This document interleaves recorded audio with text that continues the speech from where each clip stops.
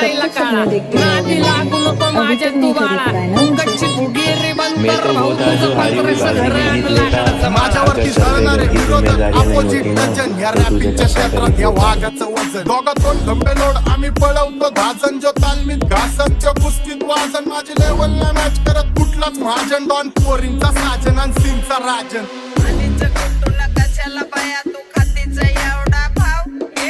आलीच कुटुला कशाला बाया तू खातीच एवढा भाव क्या बोलती कंपनी